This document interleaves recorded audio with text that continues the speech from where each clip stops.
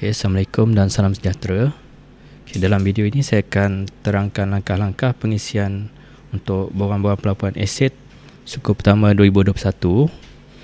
Okay, jadi untuk pelaporan suku pertama Januari hingga Mac 2021, kita akan mengisi lengkap 3 borang pelaporan.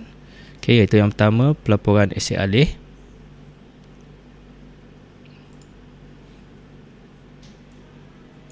Okay, pelaporan aset alih, pelaporan stok, okay, dan juga senarai semak keseluruhan pelaporan. Okay, untuk pelaporan aset hidup dan aset tak ketara, untuk kali ini kita tak perlu isi sebabkan semua sekolah DPP di Daro ini tak ada sekolah yang menggunakan pertukaran untuk pembelian aset hidup dan juga penyelenggaraan untuk aset tak ketara. Okay, jadi kita mulakan dengan membuat pengisian untuk pelaporan aset alih. Okay, ini borang aset alih. Okay, untuk lampiran A1, okay, ianya merujuk kepada dokumen-dokumen kewangan. Okay, jadi seperti waran, LPO. Okay, untuk sekolah rendah yang bukan PTJ, buat masa ini kita hanya isi di ruang peruntukan lain. Okay, di bahagian ini. Okay, jadi setelah merujuk kepada dokumen kewangan tadi, sekiranya ada peruntukan yang diturunkan ke sekolah, okay, kita boleh isi jumlah peruntukan tersebut di ruang peruntukan kemas kini, okay, iaitu peruntukan lain. Okay, jadi kita ambil contoh, katakan sekolah menerima RM 10,000 pada bulan Februari 2021 lalu. Okay.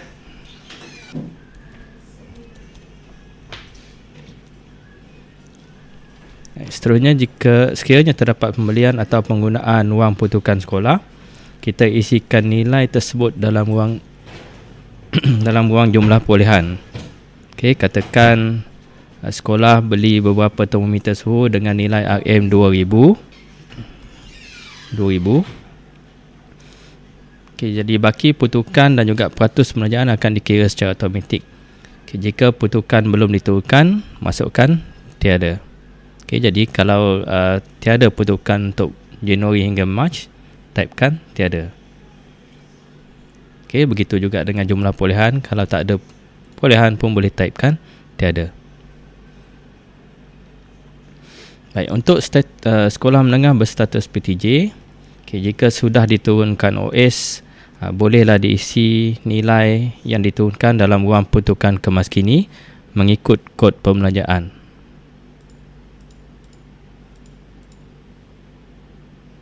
Okey, seterusnya kita ke lampiran A2.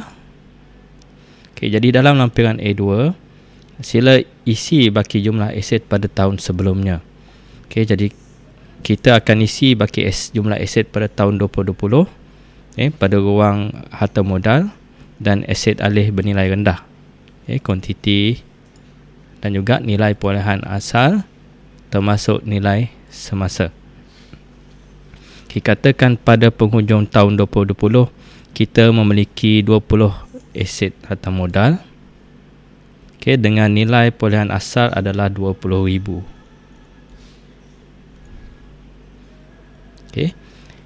Nilai semasa bagi semua aset harta modal ini kita kira atau anggarkan secara individu dan kita jumlahkannya.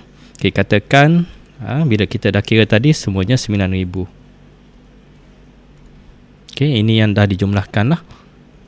Okay, bagi nilai semasa. Baik, begitu juga dengan aset alih bernilai rendah.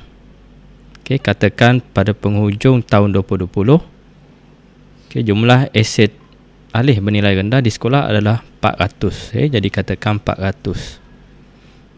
Okay, nilai perolehan asal adalah 34,000. Okay, dan anggaran ataupun kiraan jumlah nilai aset semasa, nilai semasa aset adalah 25,000. Ini kita dah jumlahkan lah. Okey, jadi sekiranya tak ada perubahan pada jumlah aset, contohnya tak berlaku perolehan aset yang baru ataupun tak berlaku pelepasan ataupun hapus kira sepanjang Januari hingga Mac, maka kita hanya perlu copy paste saja maklumat dari baki tadi ke dalam ruang suku tahun pertama. Kita copy paste saja yang ini.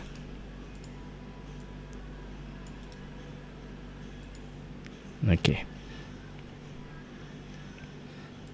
Okey. Baik, jadi jumlah keseluruhan aset alih akan dikira secara automatik. Jadi jumlah di hujung ini akan dikira secara automatik. Okey, jadi yang seterusnya adalah lampiran A22. Okey, untuk lampiran A22 ini kita perlu isi maklumat aset jika ada membuat perolehan aset pada Januari hingga Mac 2021. Okey, sekiranya ada, masukkan jumlah aset yang dibeli dan nilai perolehan asal aset. Okay, disebabkan usia aset masih kurang daripada setahun, jadi maka nilai semasa aset adalah sama dengan nilai perolehan. Okay, jadi kalau sekiranya tak ada aset dibeli, maka letakkan nilai kosong atau tinggalkan ruang kosong.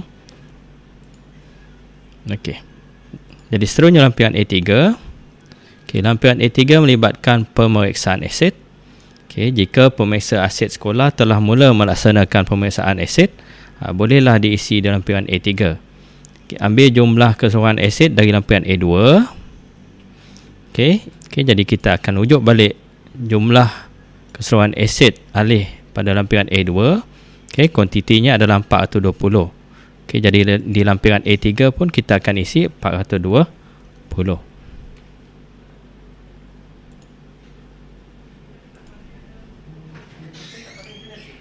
Okey. Baik, kemudian kena pasti beberapa aset yang telah diperiksa tadi, sama ada ianya sedang digunakan. Kalau dalam kes yang tadi tak ada aset yang diperiksa, maka kita letaklah tidak diperiksa yang 420. Sekiranya ada aset yang diperiksa, maka kita letakkanlah jumlah aset yang diperiksa katakan 50.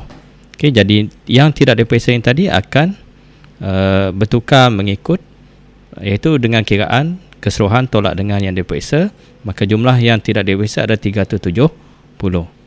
Baik, sekiranya ini adalah yang diperiksa 50, maka kuantiti aset yang diperiksa ini letaklah jumlah status sama ada dia digunakan ataupun tidak digunakan, ataupun ada berapa aset yang tadi adalah rosak, ataupun sedang diselenggara, dipinjamkan ataupun berstatus hilang. Katakan ke-50 aset ini masih digunakan dan dalam keadaan elok, isikan 50. Untuk lampiran A4, biasanya kita akan isi penyanggaan di bahagian aset ICT, peralatan ICT di bawah. Sekolah-sekolah jarang menerima kenderaan, jadi yang di atas ini kita abaikanlah. Lazimnya kita isi peralatan ICT, dan juga peralatan lain bergantung kepada sekolah.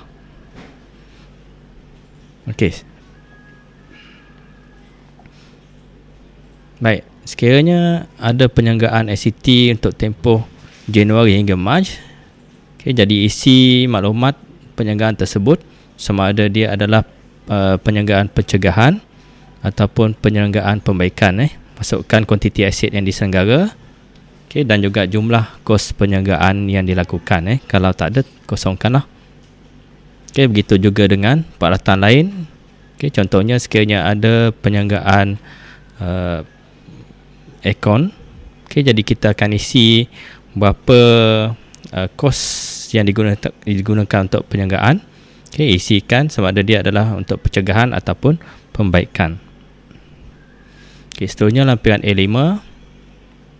Ini untuk pindahan aset. Sekiranya ada pindahan aset, jika sekolah ada memindah keluar aset, sila isi kuantiti aset yang dipindahkan, jumlah perolehan asal, dan juga jumlah nilai semasa bagi aset yang dipindahkan. Jadi kalau dia sekolah itu memindah keluar, maka kita isi di bahagian pengeluaran. Sekiranya sekolah itu menerima, maka kita akan isi di bahagian terimaan. Jadi biasanya kalau ini melibatkan satu sekolah dengan satu sekolah sahaja, maka bagi sekolah A, katakan dia keluarkan sebanyak 50 aset, dia akan letakkan nilai 50 di jumlah kuantiti pindahan bagi sekolah A. Manakala untuk sekolah B, dia akan letakkan nilai 50 untuk terimaan. Begitu juga dengan jumlah nilai perolehan asal dan juga jumlah nilai semasa. Seterusnya. Untuk lampiran A6, Okay, jika sekolah ada melaksanakan pelupusan sepanjang Januari Mac, okay, isikan maklumat-maklumat aset yang dilupuskan di bahagian lampiran A6 ni. Okay, rujuk balik QPA 21 untuk maklumat-maklumat aset yang dilupuskan dan kaedah yang telah dipilih untuk melupus aset. Isikan jumlah kuantiti aset yang dilupuskan, okay, sama ada dia adalah harta modal ataupun aset bernilai rendah. Okay, nilai perolehan asal aset, okay, sama ada dia harta modal ataupun aset bernilai rendah. Katakan ada 10 aset harta modal dilupuskan dan nilai perolehan asalnya adalah 10,000.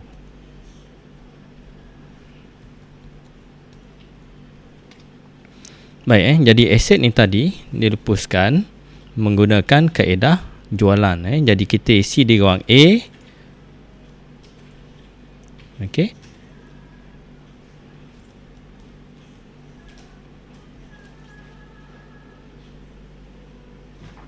Okey, sebegitu juga dengan hasil pelupusan, okey, dan juga kos pengendalian sekiranya ia melibatkan penjualan aset dan juga melibatkan perkhidmatan agensi lain. Okey, jadi seterusnya lampiran terakhir bagi pelaporan aset alih iaitu lampiran A7. Okay, jika berlaku hapus kira aset disebabkan kehilangan ataupun kemusnahan akibat bencana, okay, jadi maklumat-maklumat tersebut kita akan isi di lampiran A7. Okay, masukkan maklumat kuantiti, okay, kuantiti aset yang dilupus, okay, nilai perolehan asal aset dan juga nilai semasa aset. Okay, sekiranya terdapat tindakan secas selepas penyiasatan dijalankan, okay, ini selalunya berlaku sekiranya aset tersebut hilang akibat kecuaian. Okay, jadi isikan bilangan kes dan juga nilai secas yang dikenakan mengikut dokumen penyiasatan.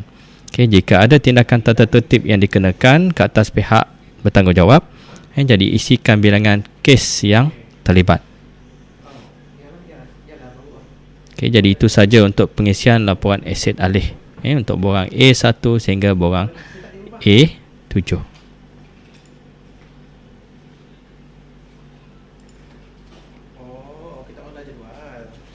Okey, yang seterusnya, okay, kita akan isi borang untuk laporan stok. Okay, bagi laporan A20,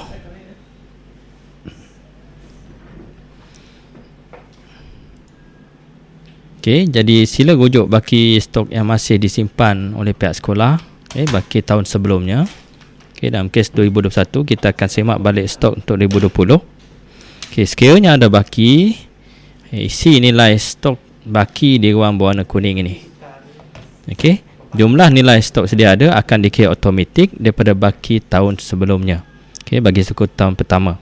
Okay, jadi ia akan merujuk pada baki stok pada akhir tahun 2020.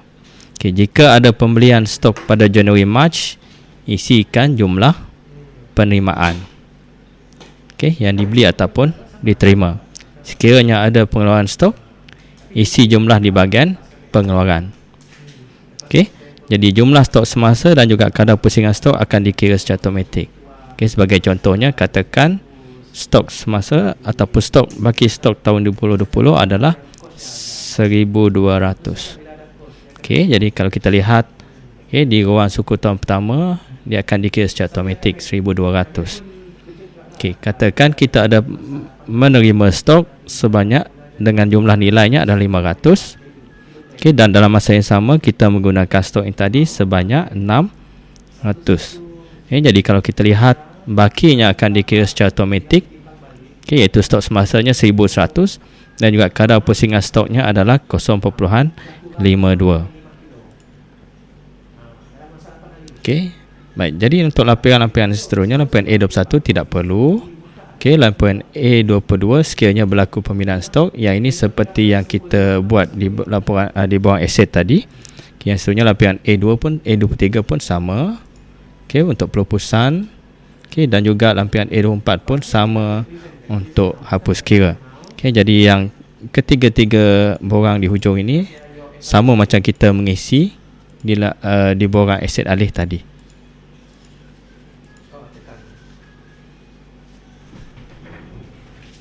Okey. Yang terakhir adalah senarai semak laporan JKPAK.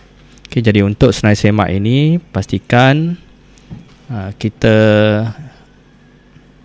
tanda tangan, guru besar tanda tangan ataupun pengetua tanda tangan. Nama PGB, guru besar, pengetua. Jawatannya adalah guru besar ataupun pengetua. Jadi untuk nombor HP ini boleh letak nombor pengetua ataupun guru besar, ataupun jika pegawai aset boleh letak juga di sini. Tarikh penghantaran, dan akhir sekali adalah cap rasmi PTJ. Jadi hanya 3 borang ini saja yang kita akan gunakan untuk pelaporan sukuan 1 bagi PPD Daro. Untuk laporan aset hidup dan juga laporan aset tak ketara, jadi kita tak isi disebabkan tiada pembelian ataupun penggunaan wang pertukaran untuk aset hidup dan juga aset ketara, aset tak ketara untuk PPD Daro. Jadi itu saja. Sekian, terima kasih.